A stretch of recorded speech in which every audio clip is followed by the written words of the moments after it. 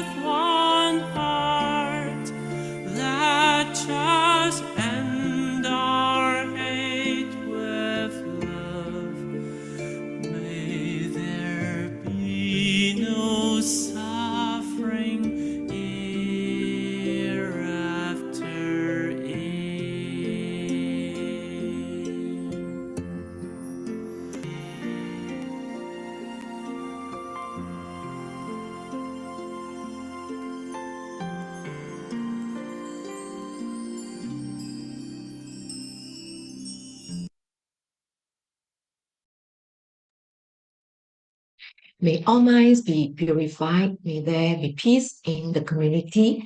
May there be no disaster in the world.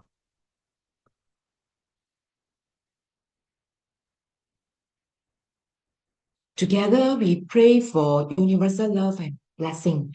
With loving respect, gratitude, and confidence, let's wish every person in our lives a healthy body, an enlightened mind, and total fulfillment in universal love.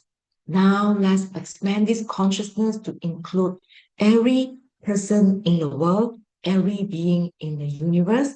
Let our unified love make this wonderful world even better. Let's all immerse ourselves in the joyful embrace of universal love. Before we hear the wonderful sharing review of Wondrous Lotus Sutra, let's invite our masters to lead us in paying homage to triple gems. Let's pay our respects for these teachings and explanations to the Buddha and Master Ching Yen by making 3 sincere bows. And please rise, palms together. First bow, second bow, third bow. And a bow to our beloved masters who could join us today. We have 3 sharers today, Brother Joe, Brother Shun, and Sister Chris. So before we proceed with the sharing, Sister Shuching will give us the summary of last week's sharing. Over to you, Sister Shuching. And so much, so I. Y'all can hear me okay? Yes. Thank you so much. So last week was the 6th of June, 2026, so a lot of 6. Okay, we had Brother Joe Huang, and give me a sec, yeah. All these things popping up. Okay, he said, the world is always shifting like the waves upon the sea. Brother Joe explains that change is just the truth of reality. We try to find a pattern so that we can surely win, but cycles of our failure bring a heavy load of sin. When faucets flow with water, we expect the stream to stay. We feel a deep annoyance when the light go away. Success can be a trap that makes our human hearts so blind. A humble spirit leaves the pride of winning far behind. The gift of gratitude is what our master teaches us today. It keeps the mind from falling in a very bitter way. To truly feel the thankfulness when things are working well can save the soul from traps where many ordinary beings dwell. Our thoughts are moving quickly like the cells that grow inside. The Bodhisattva sees the places where our hidden shadows hide. Because each mind is changing every second of the long year, the path to Buddhahood requires a heart that acts anyway in spite of fear. And then we had Sister Lily and Sister Xiujing, and I split their sharing into 2. So first is Sister Lily. The campus buildings rose up from the ground so very fast. Sister Lily saw the structures that were built to truly last. Recycled fruit wrappers were used to make flower bloom. The bright and colorful decorations filled the empty silent room. Twin trees were made of branches. Let me say, what is this? That were found upon the floor. The team worked hard to create something that we all adore. They used a metal wire to connect the pieces of wood. The mirror image of trees was standing tall, just like they should. The cleaning of the residence was such a special holy task. For wisdom and for purity is what the volunteers will ask. We wipe away the dirt with cloth that are both wet and dry. The 5 poisons of the mind are removed under the sky. At Vulture Peak, women folk carry loads upon their heavy head. Through thunder and lightning, they were moving where they were led. The Buddha bathing ceremony was a time of peace and light.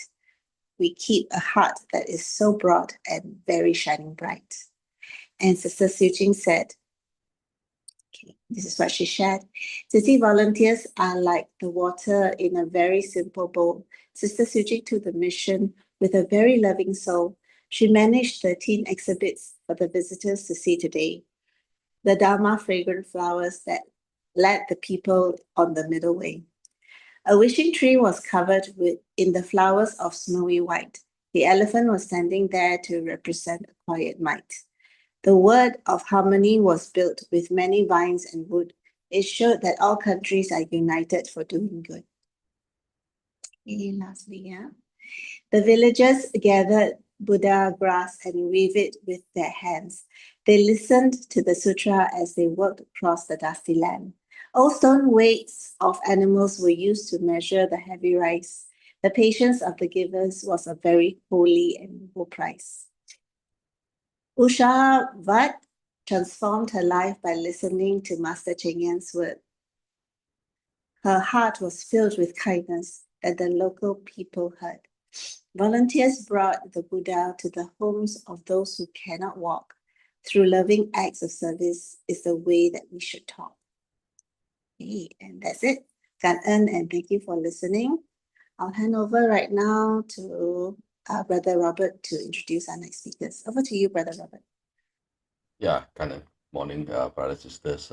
Kanan to Sisters Suching for your super poetic summary as always. You really have a unique gift of weaving thoughts into touching reflections.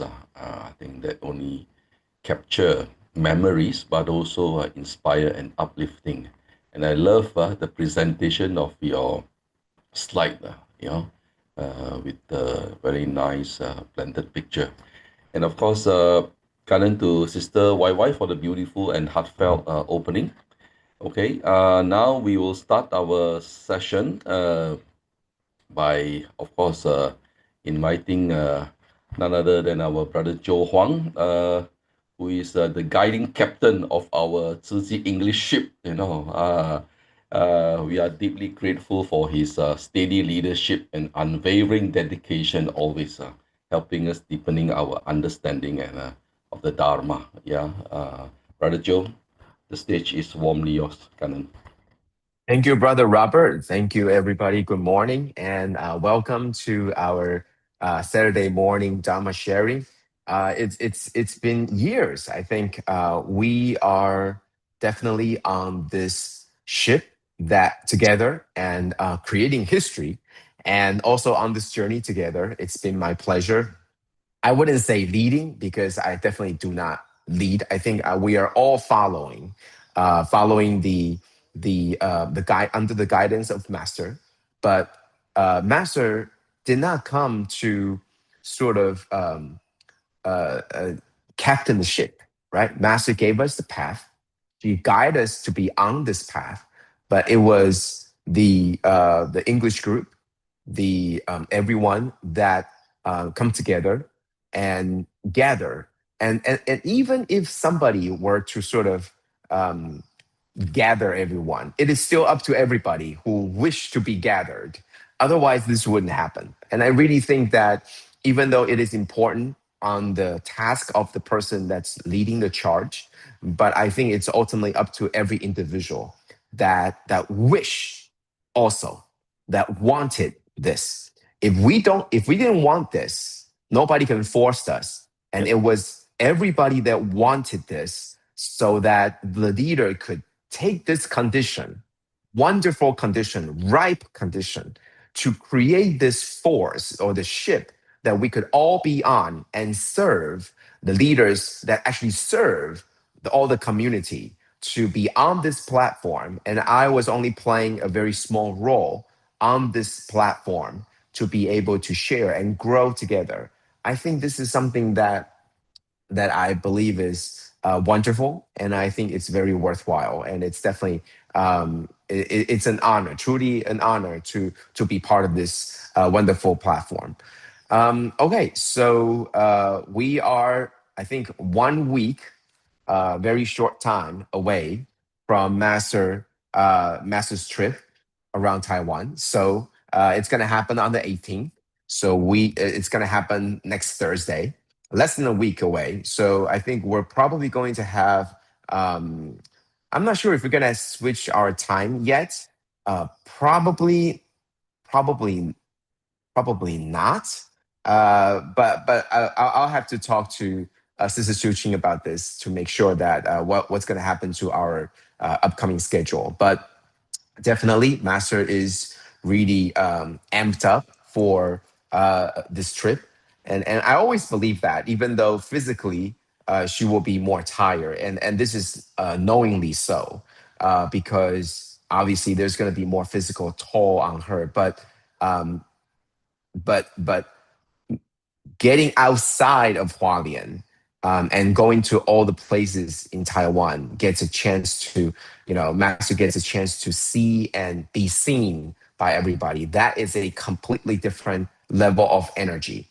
And that's something that I truly believe that, even though in Hualien there's plenty of good wish and plenty of good good good people, but in Hualien it's mostly our institutions, right? Our schools, our charity, our medicine.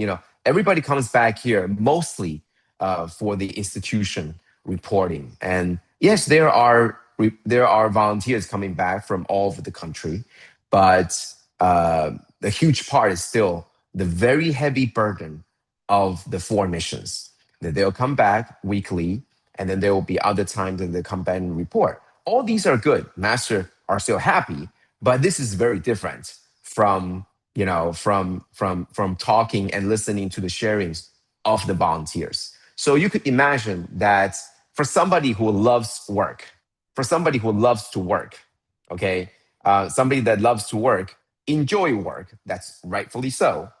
But I'm sure the person that loves work actually enjoys a great, cup of coffee or cup of tea with friends. And that's the very difference. Okay. So it's not that this is bad. It's just that, going out to having fun with friends, it's something that's very enjoyable. And this is just very similar to that. So we'll be embarking on that trip in about less than a week, next Thursday. So hopefully the time, we won't have to change too much, but this is still something that is we're looking forward to.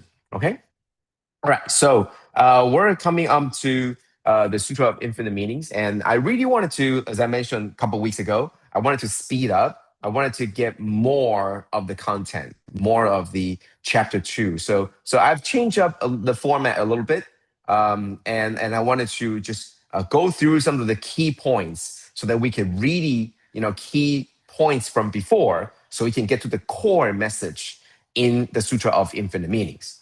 Okay, so we're now in chapter 2. We spent a lot of time, a long time in chapter 1. Now we're in chapter 2, and it's going to be the core of the teachings. Whatever that we were thinking about, whatever that we were learning, or from the Sutra of Infinite Meaning, whatever it is that we were learning, preaching is going to be the core, because this is the part where the Buddha began talking. All right. So virtues, Buddha did not say anything, but it is in here. It is in preaching, chapter 2, that the Buddha began talking. Now, how does this happen? How did this entire conversation or began talking happen? Well, it started.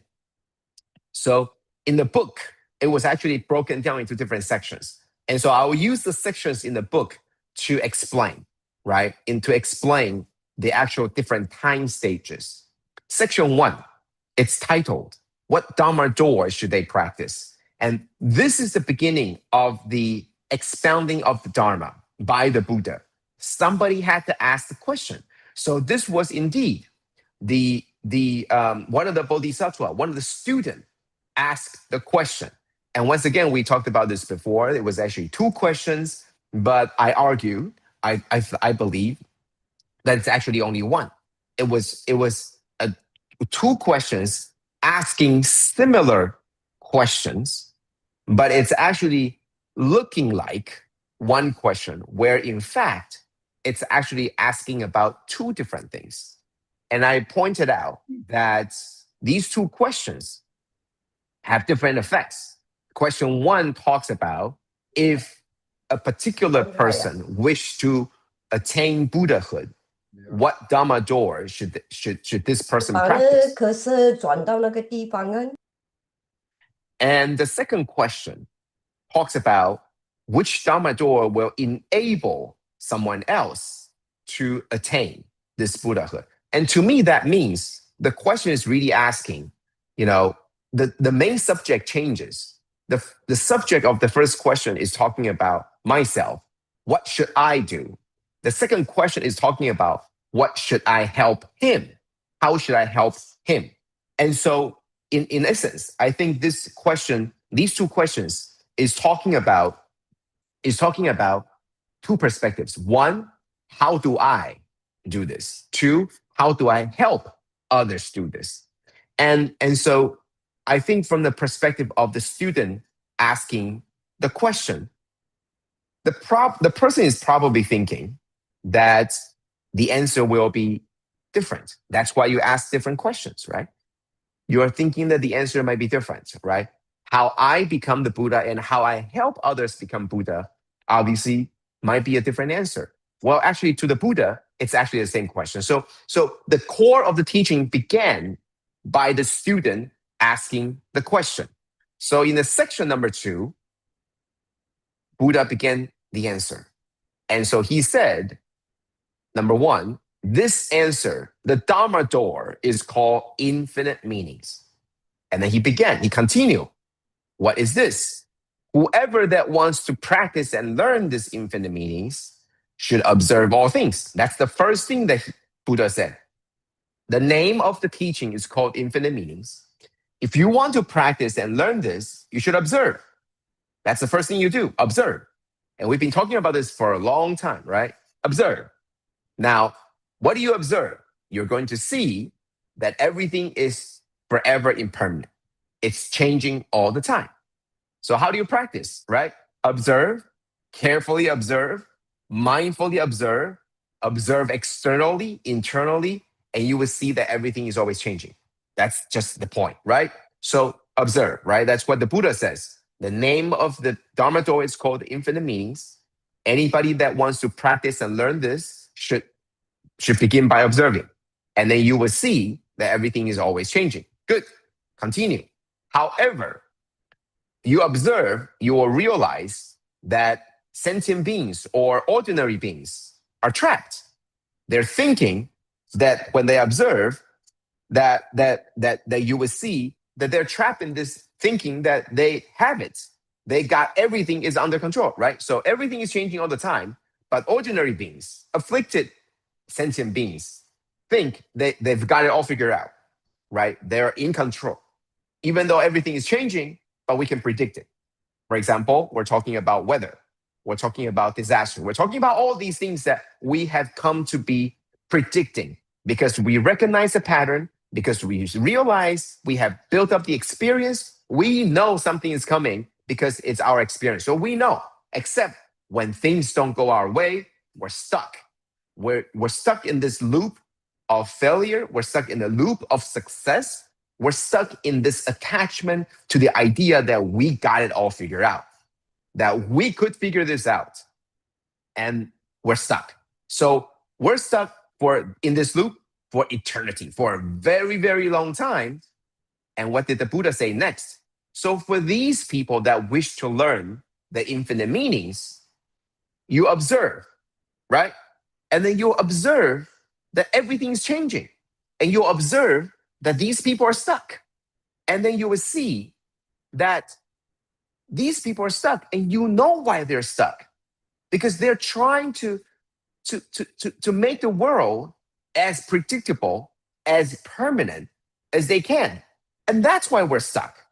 And so the Bodhisattva, they are wishing to learn the infinite meanings. They see this. They see that the door, it's like, for the toys, when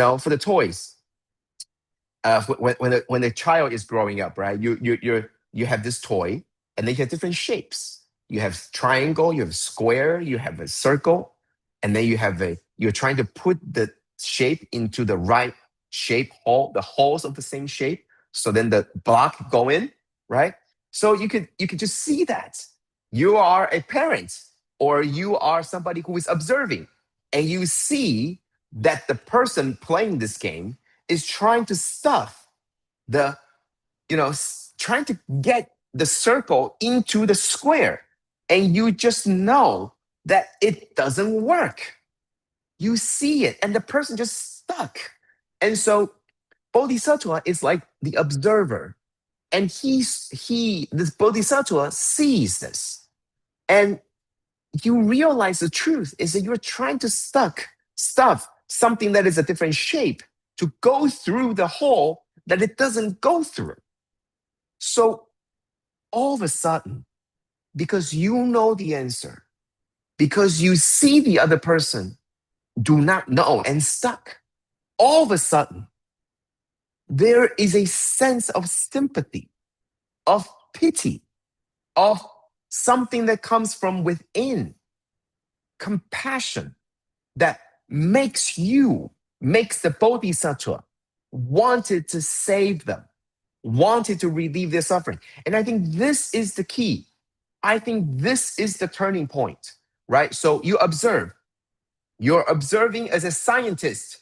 You're observing as a bystander. You're observing as someone who has nothing to do with the person that is doing the work. And you know why they're stuck. You know that they're stuck in this loop.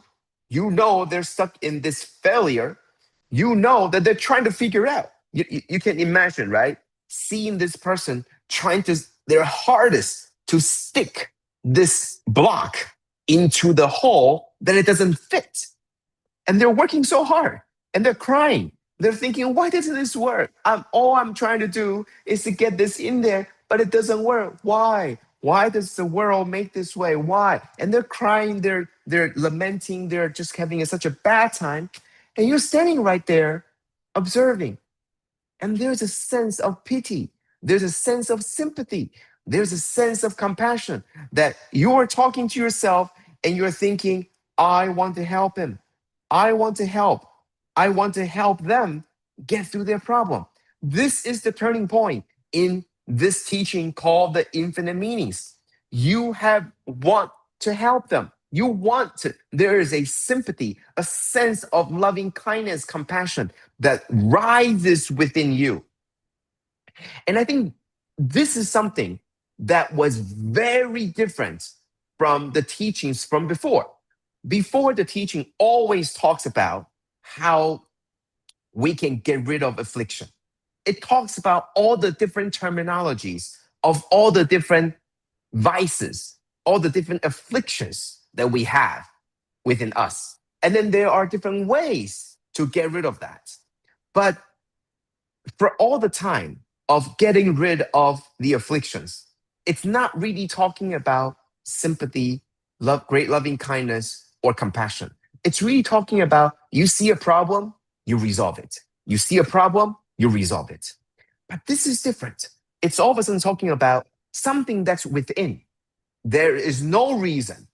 There is no, it's not you activate it. It's not like a switch you turn on and you think you see a person needing help and then you turn on a switch and all of a sudden compassion comes out. It doesn't. It's something that you know the truth. You know that this is how the things work. And then you see how another person is stuck. And by being stuck, I mean that they're trying to get out, but they just couldn't. You know, a person is banging into the door, into the wall, because he couldn't find the door. What do? You go to them, you take them by their hand, they couldn't see, so you take them by their hand, you tell them softly, come this way, let me help you. This is something that is so innate. This is something that is so inborn within us that we want to do something, right? We want to relieve their suffering. And this is natural. You can't teach this. Everybody has them. We all have them. This is the innate goodness that we all have. We want to help them. See, this is especially so true that you are able to see the problem. If you are also trapped yourself, this sympathy won't come out because you're trapped also. This is only true when you're so clearly able to see the door out of this loop, of this trap.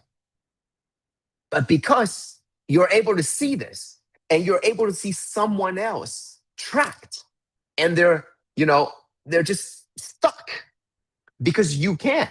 So you actually, the sympathy and the great loving kindness and compassion will come out and you want to relieve the suffering. So this is a turning point. Why? Because you're no longer just observing. Remember, the first thing that the Buddha said is, this Dharma door is called the infinite meanings, the name of the teaching. Whoever that wants to practice this infinite meanings should begin by observing. And then you will see the world is impermanent. And then you're going to find out that all the sentient beings are stuck for whatever reason that we explained so many times for the past few weeks. Why that they're stuck? Even though they're so good at it, that they're stuck in this afflicted state. And because you are an observer, naturally, when you are free, you see somebody who is bound, you're going to have this sympathy, you're going to have this compassion, you're going to want to help them. This is the turning point of you going from observing as a bystander into somebody who wants to take action. And this is the process, the journey that the Buddha is talking about. Observe first, you will see the truth that it's always changing, and then you will see the people that are stuck, they're hurting, they're in this loop, they're crying, they are hurting and they're afflicted and they're dying to get out, but they can't. And there's something that's inside you that gives rise to compassion. You can no longer stand by idly, do nothing, right? This is the changing where you are a scientist observing the global warming effect. You're changing from the role of a scientist to an activist who is trying to promote different ways so that we could actually slow down or stop global warming. You are no longer just a person who is looking at the numbers and saying that this is trouble. You're changing that role into someone who wants to take action. This is the key. And so the Buddha is mapping out the path for somebody who wishes to practice the Dharma door called the infinite meanings. And why are they practicing this? Because they want to become the Buddha. So in order to become the Buddha, the Buddha is mapping out the pathway for you to do, is mapping out the journey so that we could all become the Buddha. Observe, realize the truth, seeing that sentient beings are afflicted and stuck. You have this compassion that rises inside you to want to do something, and you take action. Okay, so this is the turning point. The Bodhisattva wants to take action, but what kind of action? That is to observe. Again, observe, observe, observe, observe. But however, this time, you're observing with a different intention.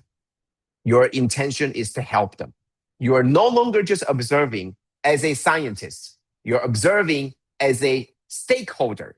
You have a stake in this. You want to do something. You are not just observing as a passive action. You're observing because you want to do something. And before you want to do something, you better figure out what is the problem. You better understand what is the problem. Otherwise, you wouldn't know where to start. So observe again, but with a different intention. So then we move into section 3. So section 1 of chapter 2 talks about asking the question, how do we reach Buddhahood? Section 2, the Buddha answered, you reach Buddhahood by doing this. And we just talk about what all the steps are. Observe. Upon observing, you will find that the world is impermanent. And when you see that, when you see the truth that nothing is attached and it's always impermanence, you're going to see the problems that's faced by all sentient beings. we're afflicted, we're stuck, we're suffering, we're in pain. And when you see this, you're free. You're free of pain. You're free from suffering. That's where you want to help. You want to help them to get rid of these problems, the suffering, the pain. So you try to help them. And when you want to help them, how do you do this? You first begin by observing again. You go in deeper. So that's why the Bodhisattva then deeply see through. They deeply go in close. They go close to the place, the point of suffering. They go into the place where this is happening. They go right close up. They figure out what is the problem. So the Bodhisattva penetrate. They see through, not just from afar. Imagine this, right? If you want to solve a problem, you can't solve Africa's problem when you're in Asia. That is not solving problem. That is only observing as a bystander. They have a problem over there, and I could tell you why they're happening. Good. You're a scholar. You're an academia. You're saying all these things so far away in Asia.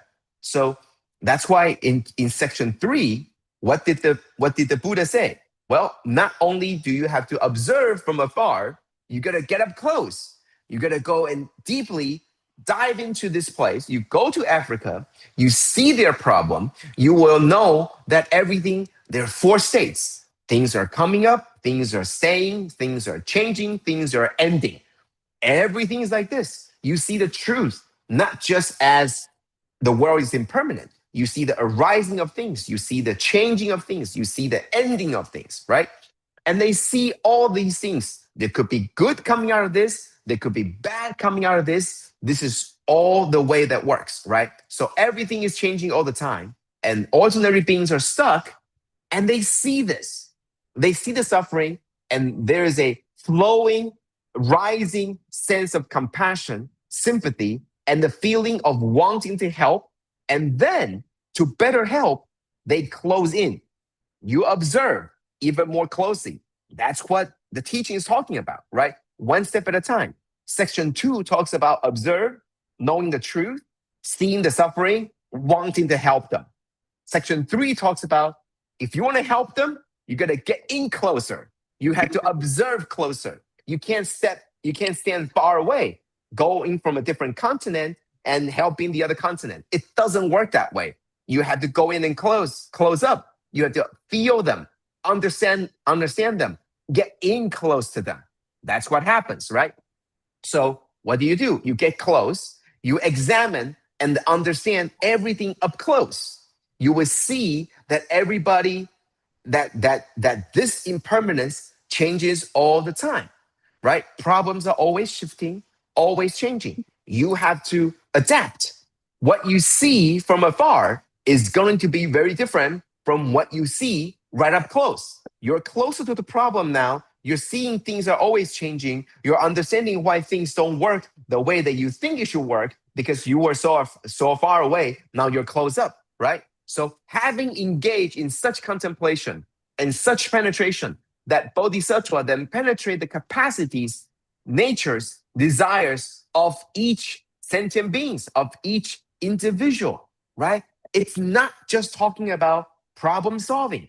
It's talking about someone's problem, right? We're not talking about the school is not doing good. It's not doing well in its academia achievement. We're talking about why is Joe not working hard enough?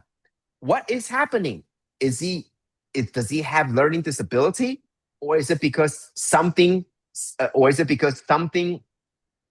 maybe it's his family, maybe he's not having breakfast? It's no longer just a problem that when you're observing from far away, that it's Africa's problem. It's somebody's problem. It's a problem with education. It's a problem with diet. It's a problem with, sanitary water. It's these problems, so abstract. But the Buddha is saying, you got to go close. You got to go figure out. You got to go right up next to them, and you're going to figure out what the problem is. This is what the Buddha is saying.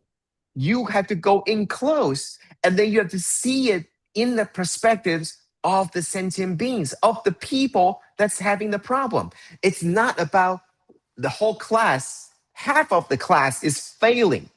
You had to go in deeper and figure out, why is Joe failing? Why did he score 40% on the test? Why? What happened? How did you understand the 40% and how did you not understand the 60%? How, this particular student, every student has their own issues. You're not just solving a problem, you're solving someone's problem. This is what the Buddha is saying now, that instead of just thinking that you're solving some problem, you're now solving someone's problem. Okay, so I wish to try to get this to be very clear, that this is the progression of how the Buddha is teaching the student to become a Buddha, to reach Buddhahood. You first, by observing, you see the world is impermanent, you see the truth, and then you see that within this truth, people are stuck because they don't understand the truth. And not only that, they're hurting, they're in pain, they're suffering. So you're standing next to them, you're completely free of this suffering, and you see that they're stuck. So you want to help them. So the Buddha it tells you, if you want to help them, let me tell you how. Get in close. Don't just see this as a problem. See this as, why does this individual have problems? There has got to be something about this person, their nature, their capacity, their desire, all these things surrounding this individual constitute this problem, not just the problem itself. It's like, for a doctor can solve the problem without ever talking to the patient. You see the chart, the X-ray chart, you see all the numbers, the chemos, all the things. You could say, oh, the problem is this. Let me give you the medicine. Let me give you the treatment, right? They could do that, but as a bodhisattva, the Buddha says, no, that is not the way. Because you need to know the person, the capacities, the nature, the desires. They're all different. That's where the solution is not a problem. The solution is to a particular individual. That's the change. Okay, so we're gonna stop here, and I hope that this is helping us moving along faster, right? We're not stuck in a particular segment, but we're now seeing the bigger picture. Buddha is taking us one step at a time, closer and closer and closer to how to get there, right? So it's individual, it's seeing the individual capacity, it's understanding each of the afflicted ordinary beings. That's what we're trying to do. That's why we have to get in the action, right? Get next to the person to understand their problems. That's what we need to do. Thank you and have a wonderful, wonderful weekend. And I hope that we're getting closer to the core of the problem. We're not just solving the problem, but we're getting to each individual. Thank you. Yeah, Kanan, Brother Joe, for updating us, Master's Xing Jiao schedule next week. And of course, deepest Kanan to Brother Joe for your unwavering dedication and sincerity in sharing us the insightful sharing, on this Dharma. Okay, can we just take a group photo for those who are convenient? Everyone, please on your video. By the way, is Brother Joe, Shun in already with us already? Oh yeah, hi Brother Shun. Yeah, okay, good. We have all two lay practitioners accompanying us to this morning. Okay, done, Sister YY? Okay, good. Canon again, Brother Joe. Okay, now up next we have Brother Sean Tan with us, a very dedicated, diligent lay practitioner who now serve in the important role of special assistant to Master Chen Yan. I think through his very close service to Master and his unwavering commitment to the Dharma, I think Brother Sean brings with him valuable insights, experiences, and inspiration that we can all learn from. So let us give him our warmest welcome and hear what he has to share with us. Over to you, Brother Sean. Canon. Morning, everyone. A small corrections. Actually, the special assistants to the CEO Yan. Yes, but we are all disciple for Master Cheng Yan. Yeah, so we are actually equal. So today I'm going to share topics about our grandmaster, master's master, grandmaster's master in Shun. Not because of I have any opportunity to be with Master in Shun. This is because of that there's a new recent published book called 佛在人间, which is a book that collects all the interactions between our Dharma masters, 金色波 masters with Ying Shun, or Master Cheng Yan with Ying Shun, and also different disciple, the interactive between our grandmasters Ying Shun. So this book is real good. I just would like to share. And unfortunately, it is only in Mandarin. So that's the reason why I got it. Actually, I got this book in digital form about 2 or 3 years before. And I got it from Brenda, Sister Brenda, which is also peer practitioner. I got it from her, and I found out that wow, there are so many stories and also teaching from Grandmaster In Shun that we doesn't know, and it doesn't publish in any places before. I thought this would not be published, always in digital form, but last month it was published by our人文之眼, our humanistics culture department. Yeah, so this book is actually quite diverse, in fact. So there are several content in it. Some Q&As with Master Ying Shun, some teaching from Master Ying Shun to our Jinsebo masters, some teaching or interactive sessions with our师兄师姐. So yeah, very interesting. And I came across a book about Master Ying Shun before I reading this book, which is An Ordinary Life of Master Ying Shun, 平凡的一生. Master Ying Shun is a person which is comparative introvert person. If you read through the whole books about this book, 平凡的一生, which is a self-narrative from Master Ying Shun. He's actually born in China, 1906.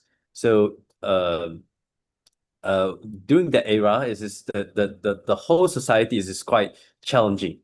This is in after World War One, and there's a lots of conflicts between all those days, communists and also Kuomintang. So he always traveled before he came to Taiwan. So there are lots of challenging life there described by Master Ying Shun. And also there are lots of self-reflections along his life. And something interesting, in 1930, when our Grandmaster Ying Shun, aged 24, he found Buddhism, and he left the secular world and get ordained under Master Qing Nian. Qing 清净的清念念头的念清念 Master Qing Nian give our grandmaster the Dharma name Ying Shun.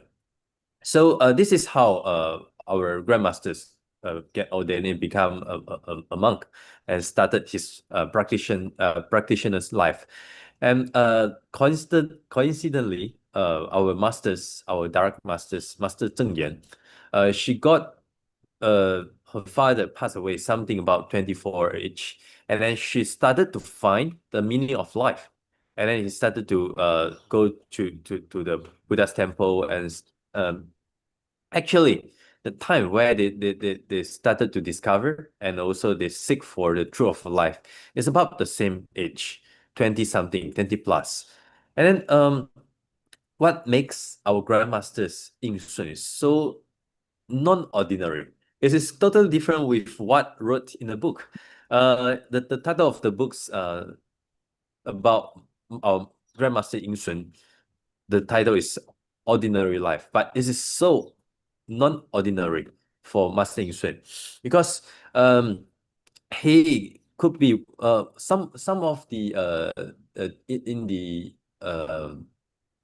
in Japan, one of the Buddhist university grant our grandmaster's name. The one in the east, one and the only one in the east that after Xuan Fa Shi can understand and write such a deep Buddha's teachings, can have such a deep understanding about Buddha's teaching. Why he got such a grand honor? Because he spent so much time studying the vast Buddhist Tripitaka, the Buddha's teaching, and then he realized something that is so important, because in all those days, Buddhism in China is actually quite get destroyed by all the revolutions and also passing from generation to generation. So Buddhism only presents when there's someone deaf. So it's kind of like the content is overly focused on ghost, death, and escape. It's society related. So in those days, our Grandmaster Yingsun discovered the true spirit of Buddha was actually entirely human-centered. It's not too much about ghosts, deity in non-existing supernature. So that's the reason why our Grandmaster Yingsun starting to refine and then the whole Buddhism teaching in Mahayana. So he focusing and laying the theoretical foundations for humanistic Buddhism, 人间佛教. This is so important because when you come into Taiwan or some other country that focusing on Mahayana right now, it seems like this is pretty normal for us to discuss about Pusa, Bodhisattva, and then we can easily say, oh, Pusa ni hao, Pusa, something about Bodhisattva right now in the present world. But 100 years before, 150 years before, there was no much people mentioning about Bodhisattva, the path of Bodhisattva, because people tend to be believing Buddhism is something that can receiving someone pass away from this world to another world, but it's not the one that we can practice in our world. So that's the problem. So our Grandmaster's Dharma Master Shun is actually laying the theoretical foundations about humanistic Buddhism. That actually coming from this sutra, Ekotarika Agama. So this sutra, when Master Shun read about so much of Buddhism scripture, he found out that, wow, Buddha want to teach us what happened in this world, but it's not something across the world.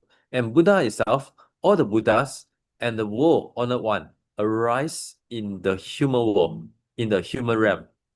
So they are not attain Buddhahood in the heavens. So that's something that the content is mentioning so straightforward. And even for this Ekotarika Agama, this 正义阿含经 is actually some scriptures is well received in the Theravada and also Mahayana. So it is some sutra that is commonly accept. It's not saying like because Theravada and Mahayana itself, there's some different in the believers.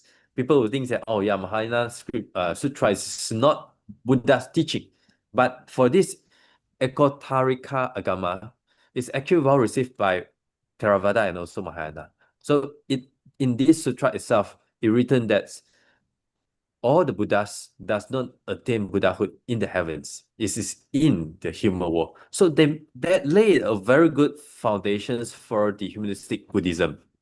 And then what is about this this content?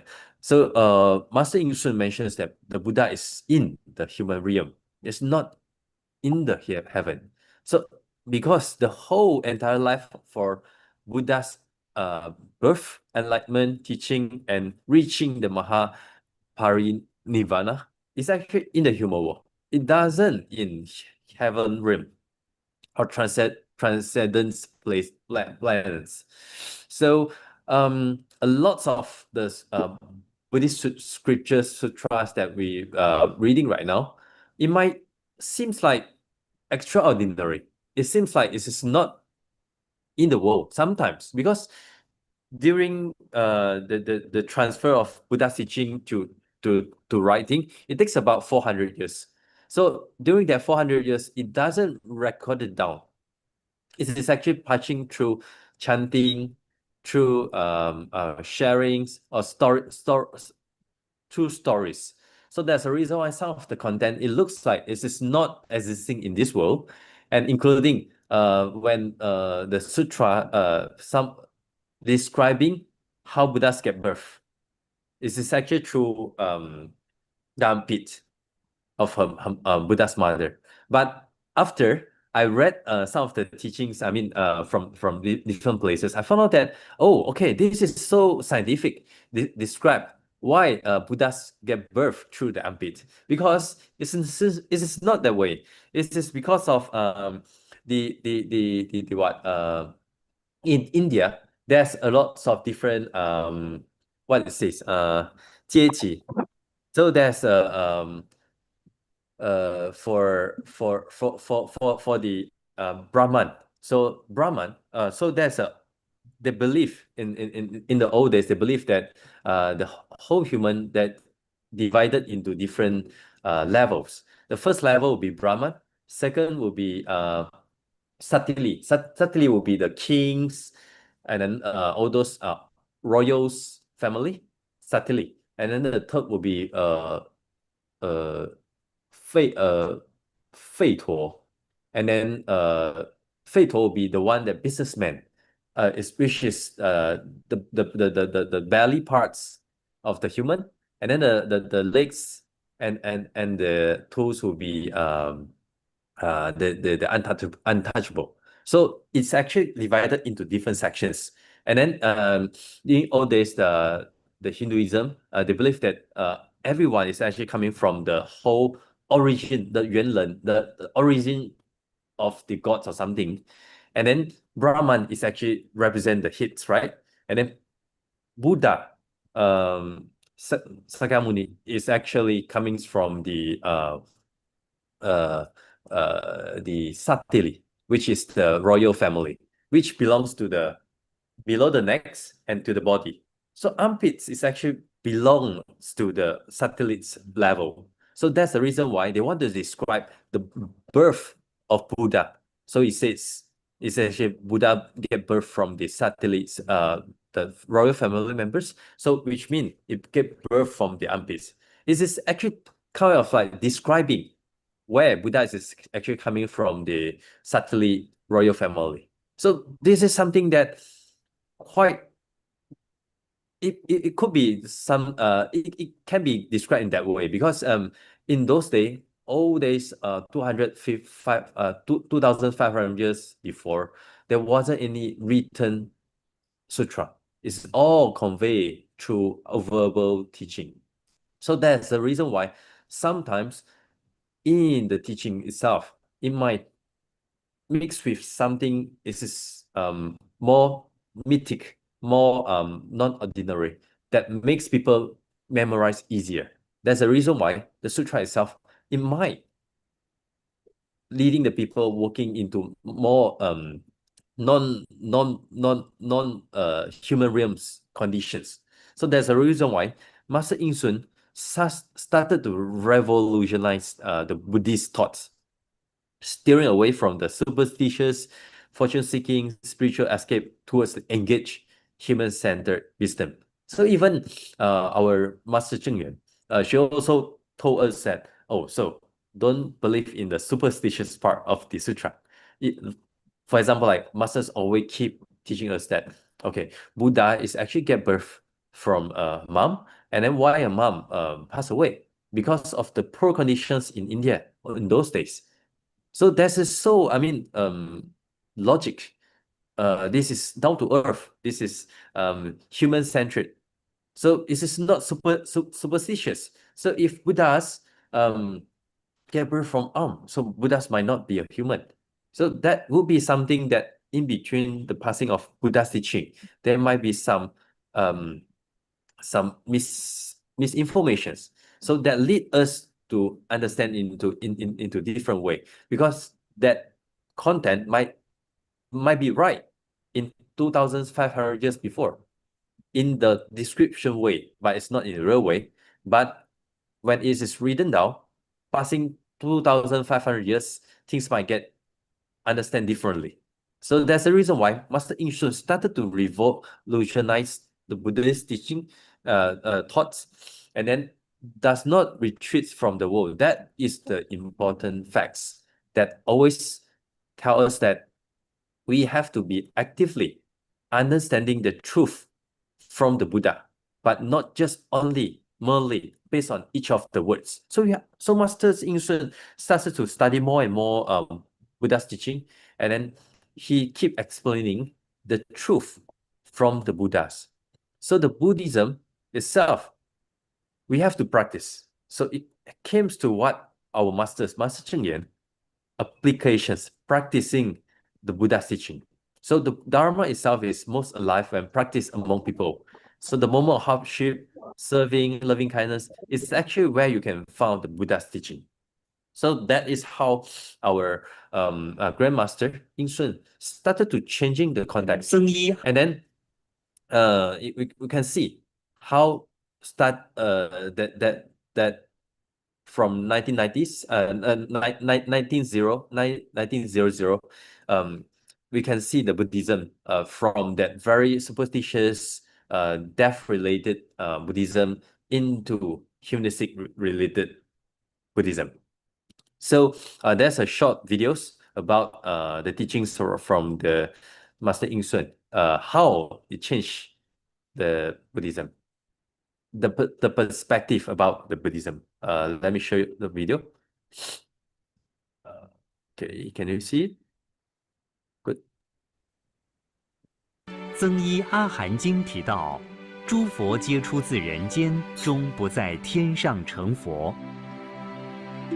导师谦和平时，选择行于中道，为大众点出人间佛教的具体方向。真理呢，是伫人甲事的汇合。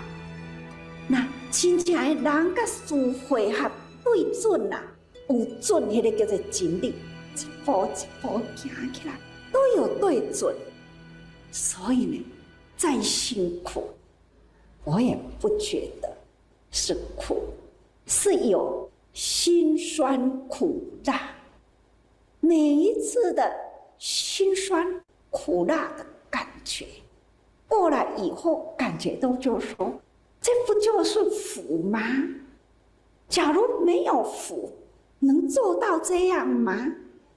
所以呢，真的，这个人间的菩萨团体，恁拢唔免师父讲那多一个所在有啥物代志，恁马上呢就去发挥你们的良能啊。所以说来，还是要人间菩萨啦，真正的能吃饭能喝茶，需要睡觉也需要吃饭的，这才能呢做人间事啊。So we can see the lineage from Grandmaster In Shun, which teaching about the Buddhism, humanistic Buddhism, and Master Cheng Yen is the one that practically applied this teaching into daily life, which is the living Bodhisattva. So that in this book, Master In Shun is that there's a lots of memo about the Q&As between different people to Master In Shun. So someone asking Master In Shun that, should you walk the path of humanistic Buddhism and does the work or the work of the world, the human world?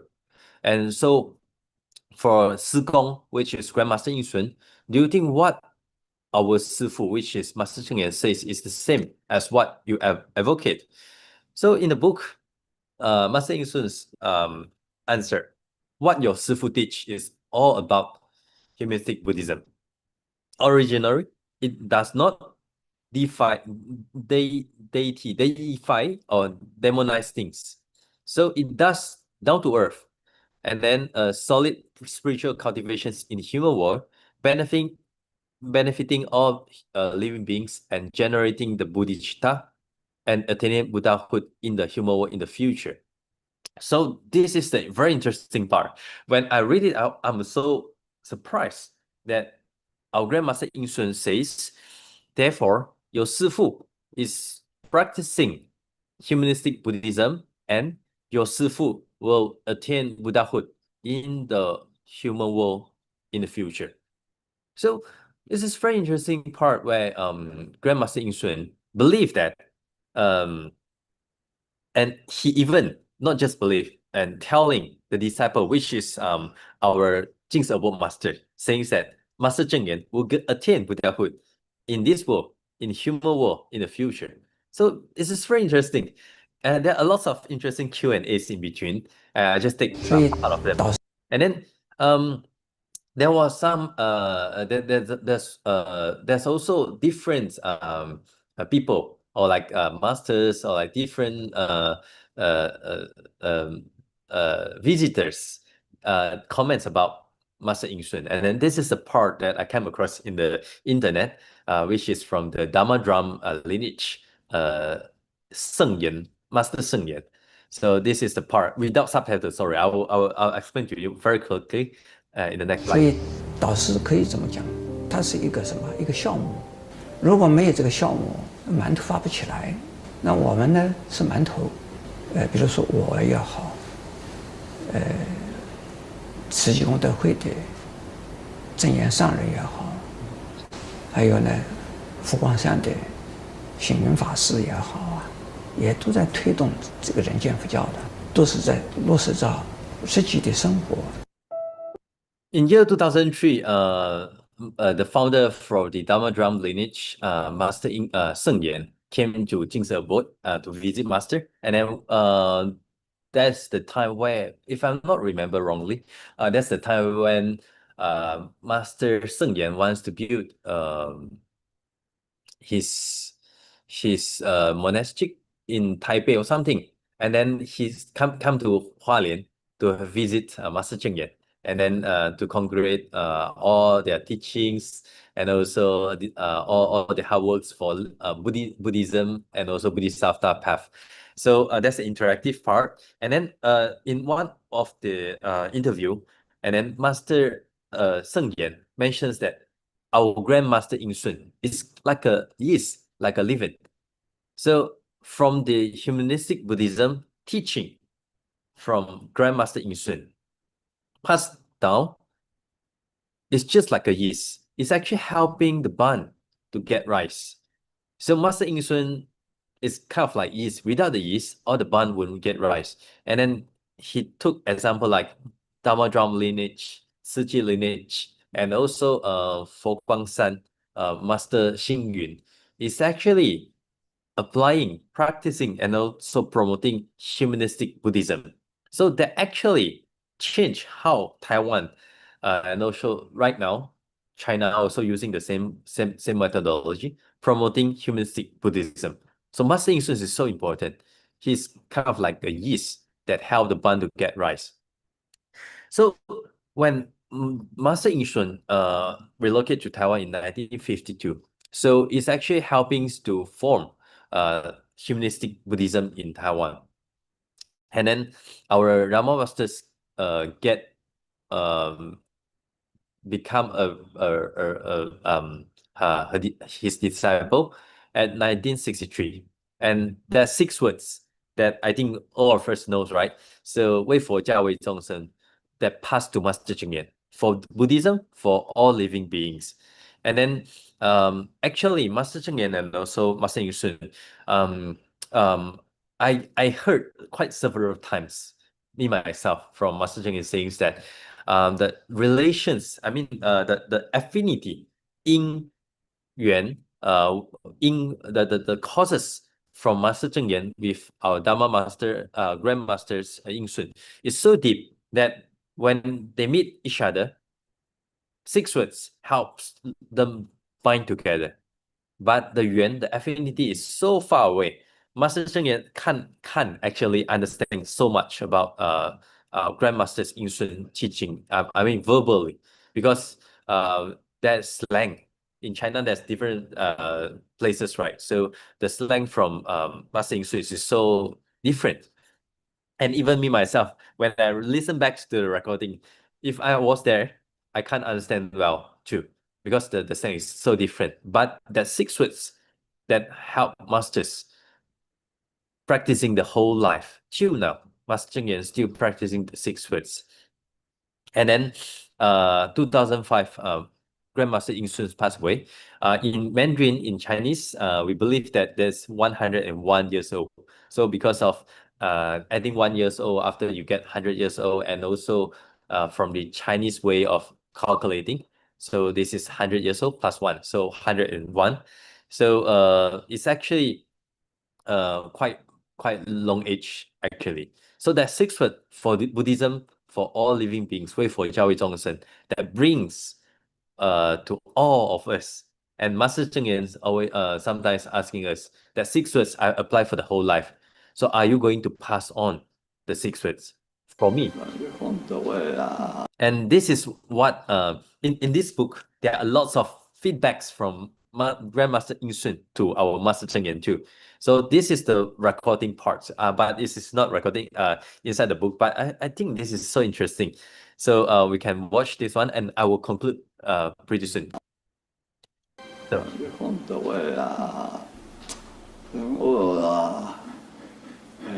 当然是个做了很好的事情啊，我是不认识是我是反对的啊，可以都是晒太的，但是啊，倒是分的一个小小的孩子一样，教育课教育老感受的，那可是这么长对不对啊？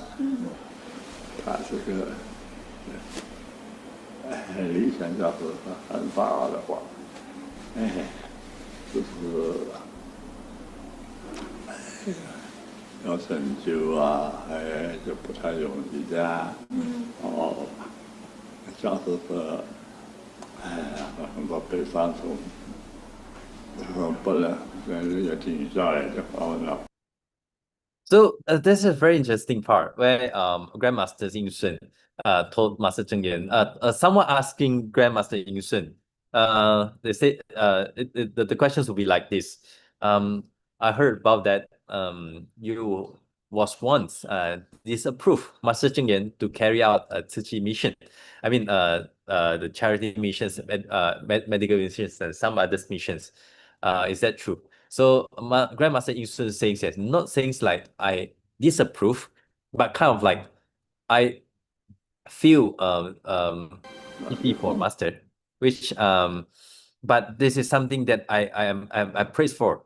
But it kind of like too hard for her to carry the burden, because that time she looks so small. I mean, like a small child for Grandmaster Yin Shun. So it might be impossible for a person like Master Cheng Yen when she was so young, 20-something. So that's the reason why Master Yin Shun would say, yeah, so not a good way. I mean, not saying like disapprove, but Master Yin Shun says that kind of like disapprove. So that's a Q&A in this book, asking how has Master Cheng Yen always has been perseveres with so much of unyielding resolve, standing firm until the very end, and surpassing the mental and spiritual limits of ordinary people. So that's the questions from someone to Grandmaster Yin Shun.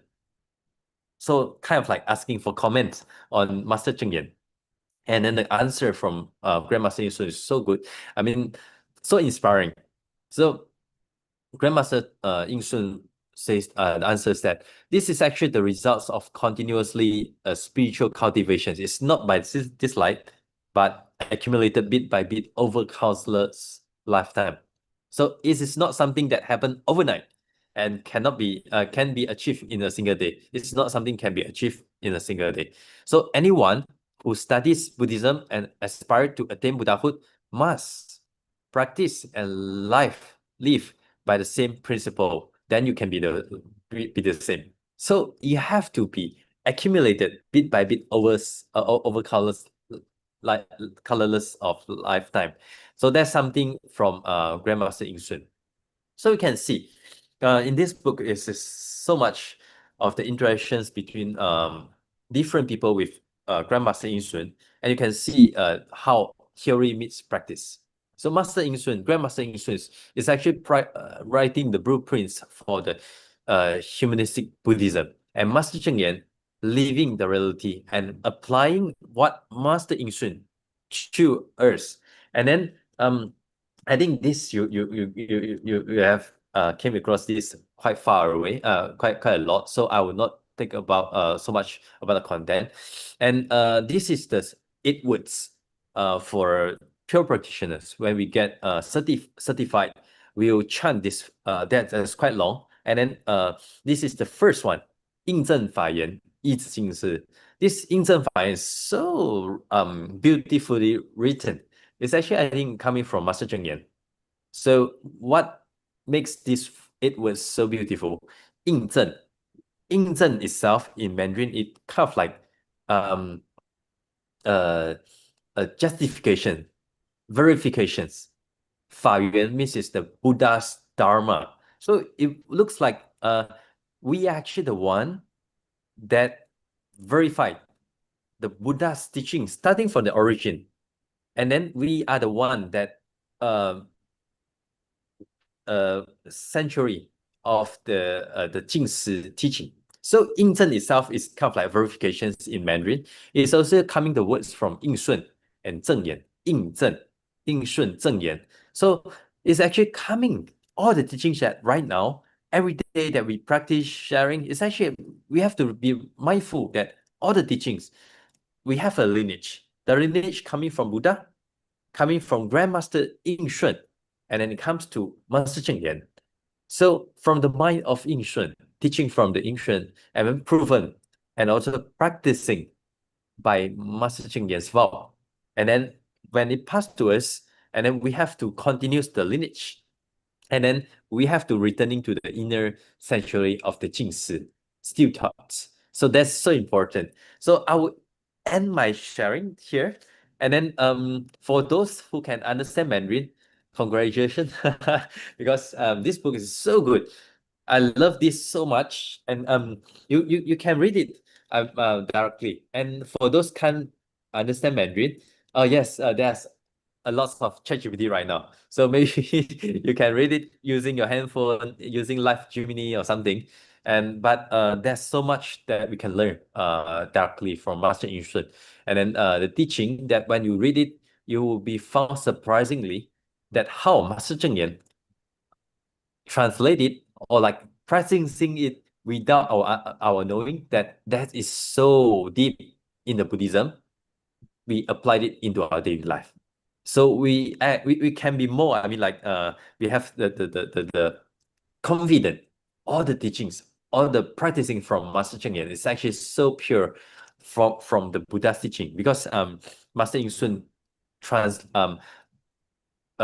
explains so much of the truth, the 原始佛教, the origins of the Buddha's teaching, which right now practicing by a lot of into our daily life, into Tzu Chi's commissioners. So that's all for today's sharing. Thank you so much for giving me opportunity to share today. Thank you so much.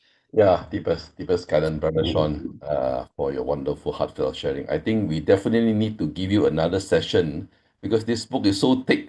Yeah, I think I'm already so excited listening a little bit of what you shared about our Grandmaster Ying Shun's his thoughts and thinking.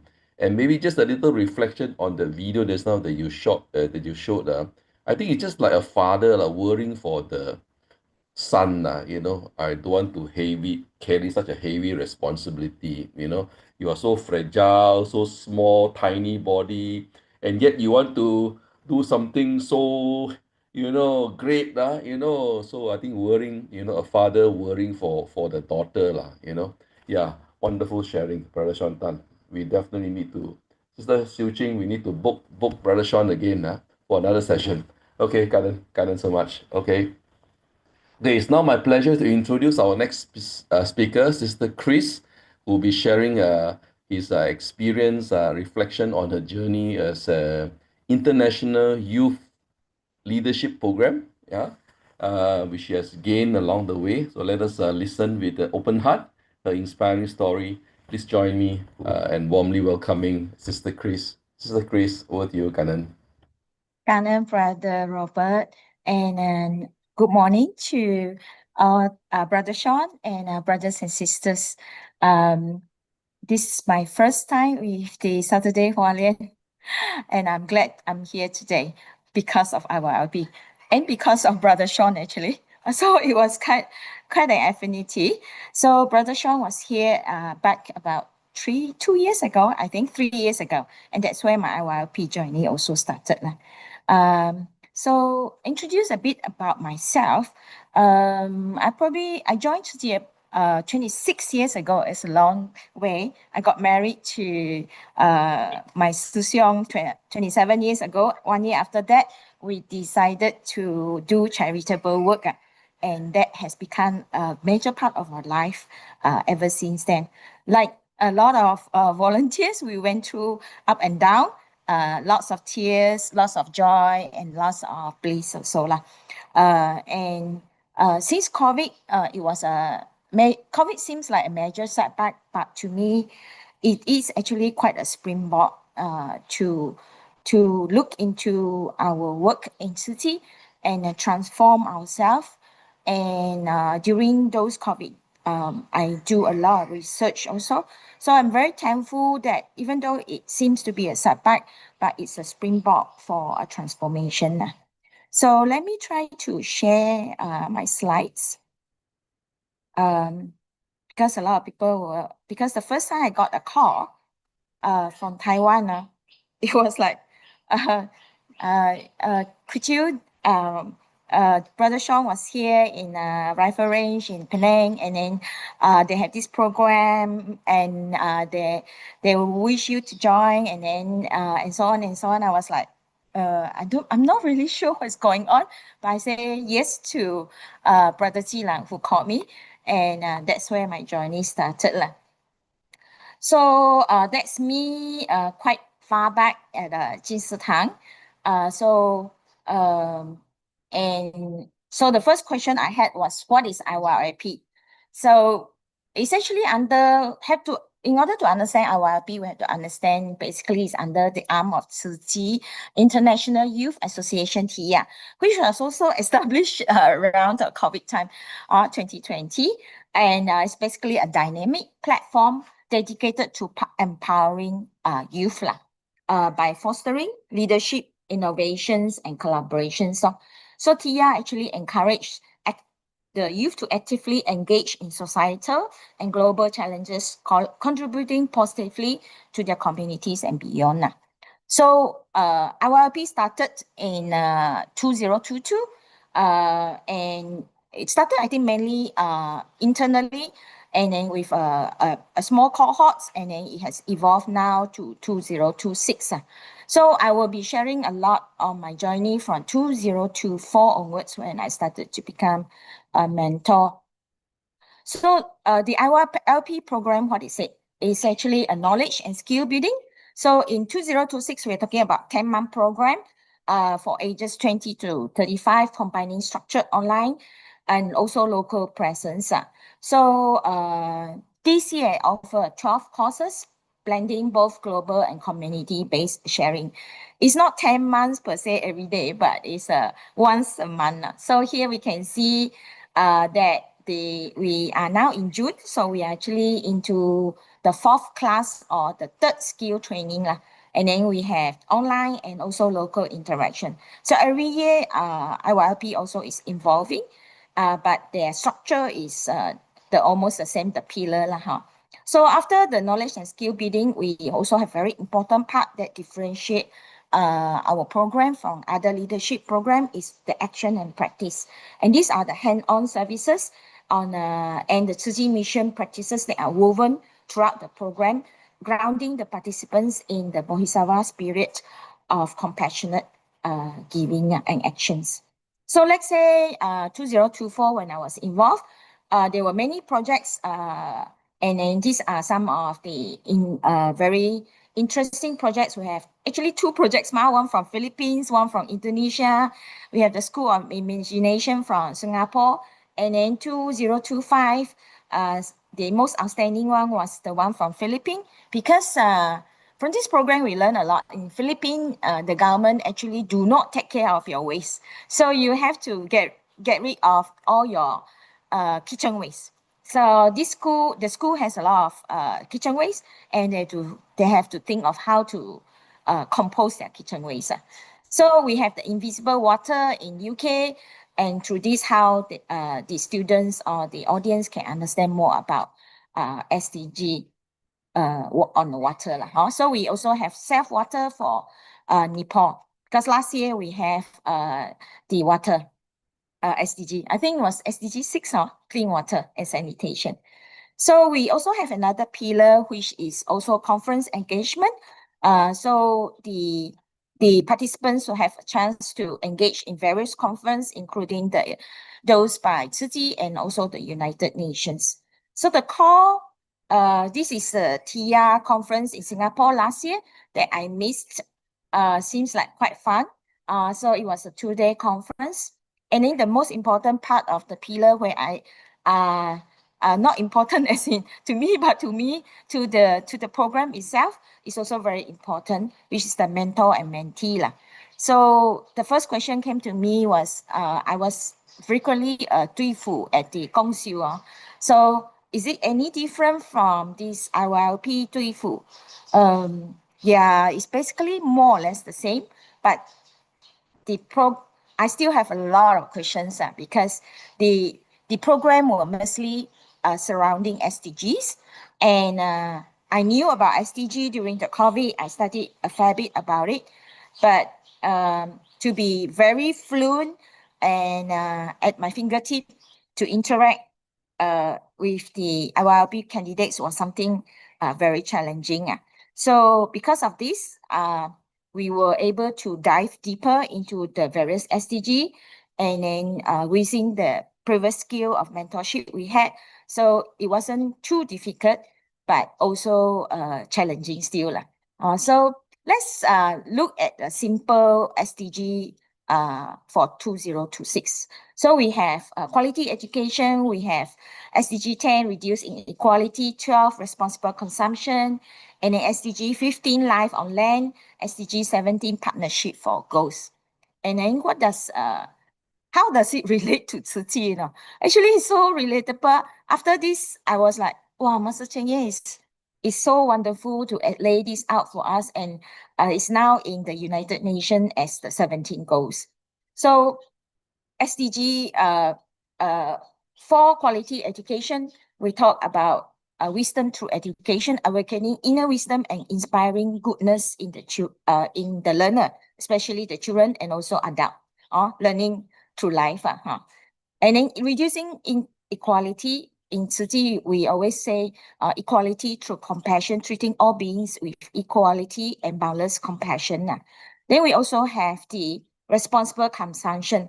Then in Tzu Chi, we have all the 克己克难克俭, 8分饱, eating 80% food. So it's cherishing our blessing, and then creating more blessing and being mindful about our living.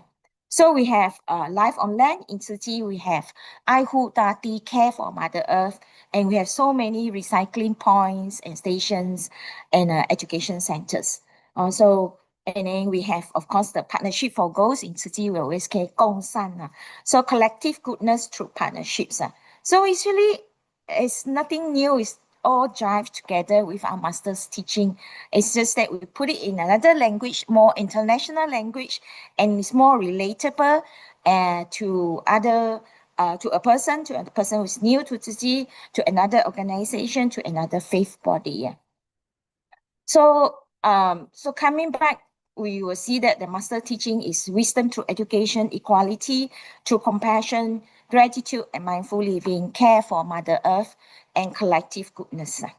So these are the SDG for this year. The mentor mindship, we have the mentor training, but the essence is the way I see is don't control but encourage and ownership. And then celebrate their effort, their 过程, not the end result.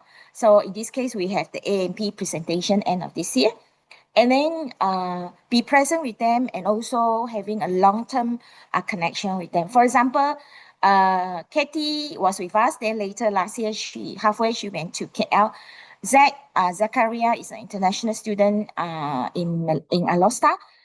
Even this year, we have collaboration with him, and we are connecting him to the Taiwan city. Shun, Jean, even after the IYLP, we have a project together with Central College, building in Terrarium as a project, self-sustaining project. And then Osama, every now and then he still texts me, a very jovial and wonderful guy. And all the Tuifu, we still connect very much together. So it's a present and a long-term vision very much. And also, to me, is an inner transformation to connect ourselves with the external world through SDG. So, of course, very much 利他啦, to benefit these young participants. Of course, action and practice, we also have to guide them, and it seems like a lot of things here, but all these skills really help up also in our own projects and tasks.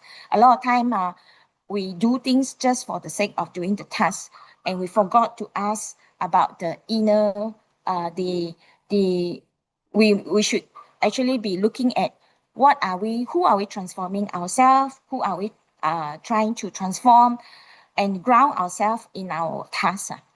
So being in this IYLP also really forced me to look inwardly and to connect with other countries and other mentors throughout the world. This year we have UK, Taiwan, Myanmar, Australia, and then local chapter, which is the Malaysia, Philippines, Singapore, and Indonesia.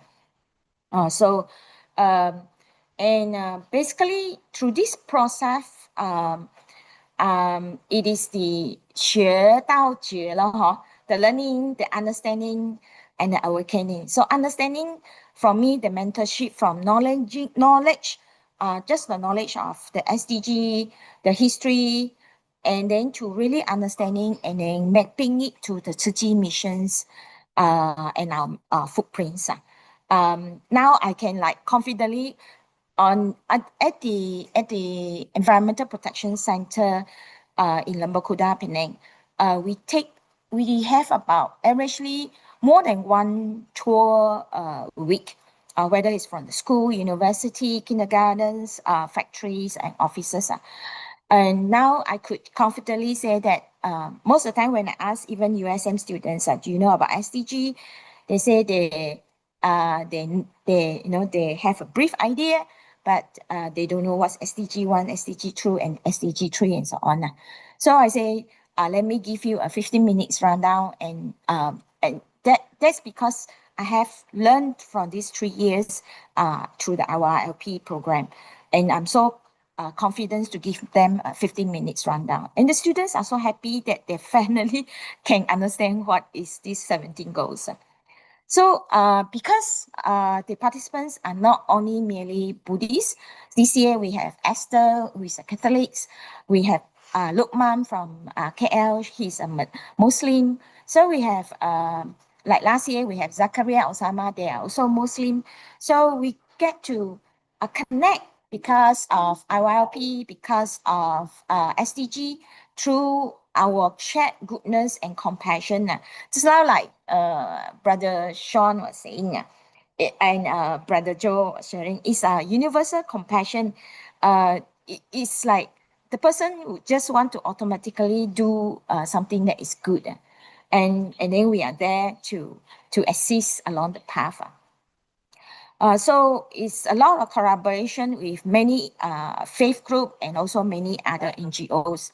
and we can speak the same language. Now, just like yesterday, I had a meeting with another NGO in Penang that do socially engaged arts. So they are talking about SDG 4.7. Which is quality education, inclusivity, and gender equality, and so on. So, and the last part, of course, is getting to know so many young people, the youth resilience. They are not just the future leaders, you know. When I first joined IYLP, I was like, wow, these youth, they are the future leaders. But actually, they are the present change maker. You know.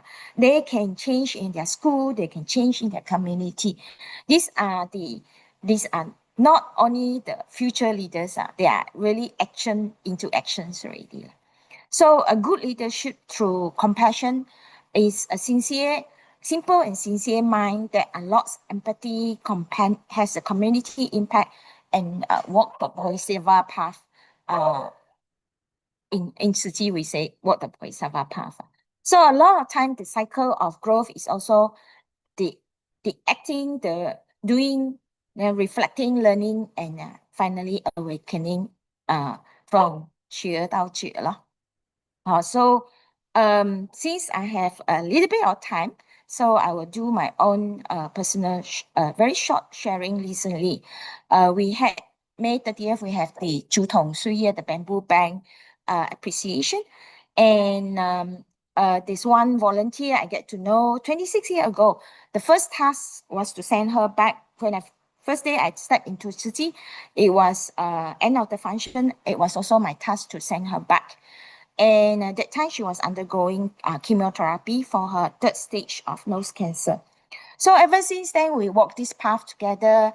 Even though she's not educated, but she really has a lot of Buddha wisdom, and handhold me along the path.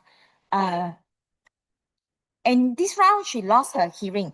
I think because of aging, because of her chemotherapy, after so many years, the body is starting to slowly give way. And she could hardly hear the music, you know. She just go by memory and try to follow us along the way. So I was really, really heartbroken. But she was very calm. She was very at ease. And I just realized that we are actually not fixer. Just like Brother Joe say, we are not fixer. We have to accept impermanence and never forgetting our initial intention. So even though I didn't know what was IYLP, I didn't know what was TIA very much then, it was just that initial intention of just do it lah. Take it up and take it one step at a time. So that's having deep faith. Sorry, I'm my house is in my lounge is outdoor, so quite noisy today. So I have to end my session. Thank you so much, and hand over to Brother Robert. Thank you. Yeah, Kanan so much, Sister Chris, yeah, for your wonderful sharing, about this IYLP, International Youth Leadership Program. Yeah, all this is 一切都是好因缘. I think the COVID also, I think, brought everybody together, and then this thing came about. I think now we have brought in also a lot of youth and teenage so-called volunteers into the program. I think that is something that we look at. Tzu Chi is a hope, that more youngsters are joining in. So we are so blessed to have your energy and clarity, so keep sharing with us, Sister Chris. Yeah, okay, Kanan so much. Yeah. Okay, thank you for spending, brothers and sisters, the last 1.5 hours with us. I think your presence means a lot. We sincerely hope that all the heartfelt sharing has brought insight and fresh inspiration and a little extra warmth to brighten our weekend. So before we close, let us express our deepest gratitude and respect to and our Master Chen Yan. And so kindly rise and place our palms together First bow, second bow, and third bow. We look forward to seeing you again next Saturday. So until then, may we continue to walk the Bodhisattva path with diligence and sincerity, cultivating blessings and wisdom, benefiting others, and also nurturing compassion in every step that we take. Kanan, and may the Dharma light guide us always. And Brother Chin, Ohio, how is the weather in Japan? Brother Chin, so diligently logging in from all the way from Japan. Okay, we'll catch up with you again. Okay, everyone, take care, stay safe. Bye-bye. Kanan. Bye-bye. Cảm ơn. Cảm ơn Sister Siu Chin for having me here today. Thank you. Mr. Chris.